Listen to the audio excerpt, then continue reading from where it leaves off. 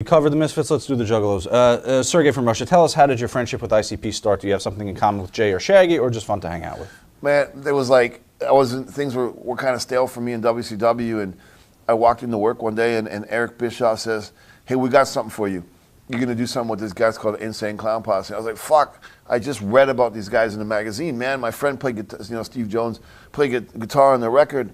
I was like, where are they at? And I said, hey, man, I was like, yeah. They were fans of me, I was fans of them. And right from then, it's just a brotherhood, man. It's just like, we're fucking boys, Ramsey from Montreal, in Insane Clown Posse's You Shoot, Violent J told a story about you playing a prank on him. Let's take a look. In WCW, there was like a booth they had, and Gene Oakland would be in the booth interviewing people. It was like a built booth, and inside it looked like you were in a locker room. And outside would be a red light when they were filming. So they told us, report to the booth to interview, with me and Gene. And we would do different cities. Hey, Oakland, we're calling house shows. House shows. So we're standing in there, the red light is on, and it's me, Shaggy, and Vampiro, who's our super close homie, And we're standing there, and the red light's on, which means they're filming, and all of a sudden, Vampiro bangs on the door, blah, blah, blah, blah, blah, and him and Shaggy run off, and I'm standing there stunned, and Chris Benoit opens the door. What the fuck is wrong with you? I'm in here trying to FOMO, and he's spitting all on my face, and I'm terrified. And his neck is all muscular and shit, and I'm like, ah, and I couldn't do anything but rat on him. I was like, Vampiro! Vampiro! He ripped me! It was terrifying, man. Remember it? Oh, fuck, do I ever, man. It was true, man. He's just like a big fucking polar bear, Violent J. You can't move too quick.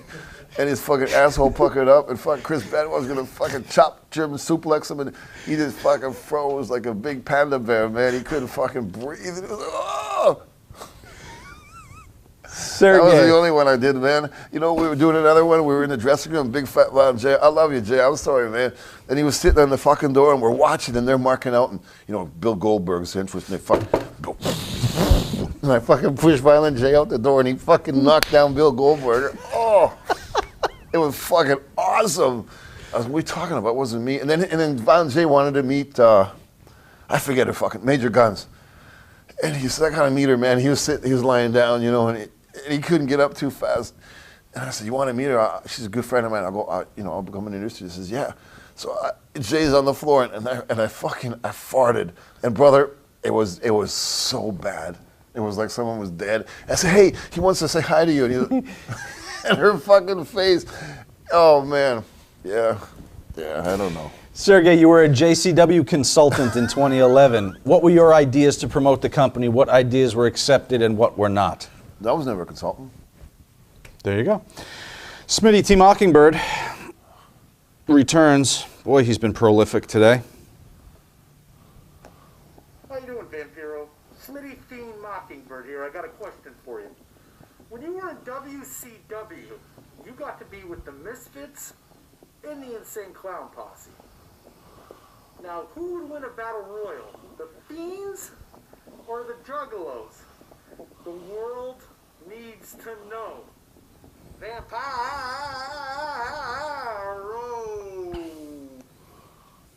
There you go. I have no clue.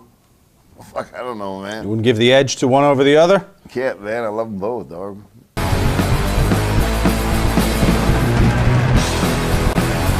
The Boys. Sergey, you worked with CM Punk and TNA at that time. Did you think he'd have such success later in his career? Yeah, I didn't go home and think about it and fucking say, hey, you know what? But he was thinking on it now and looking at him where he's at today.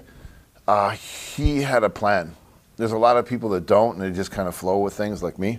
He had a plan. Chris Jericho had a plan.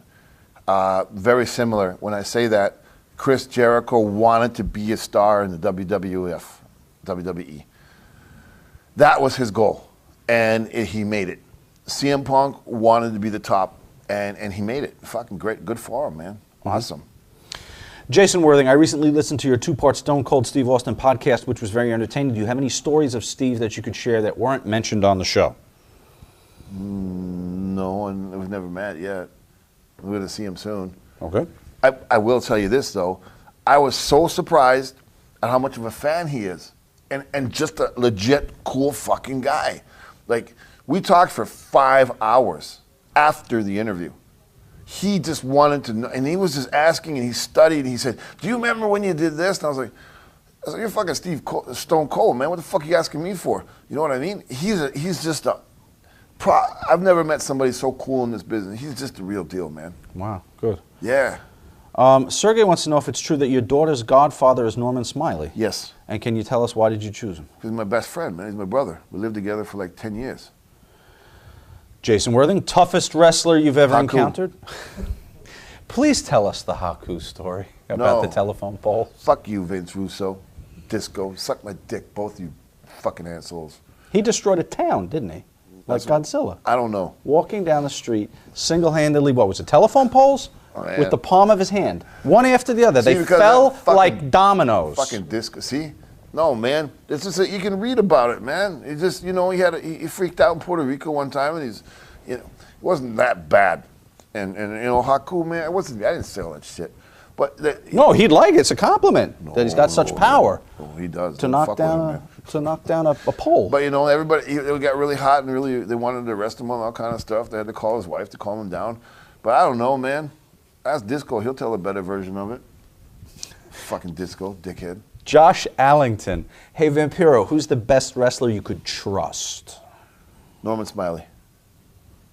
Jason Worthing. Most overrated and underrated wrestlers you've seen? Vampiro. Both? Yeah. I'm a shitty wrestler. I couldn't fucking put a wrestling hold on you if you paid me. But I'm pretty cool.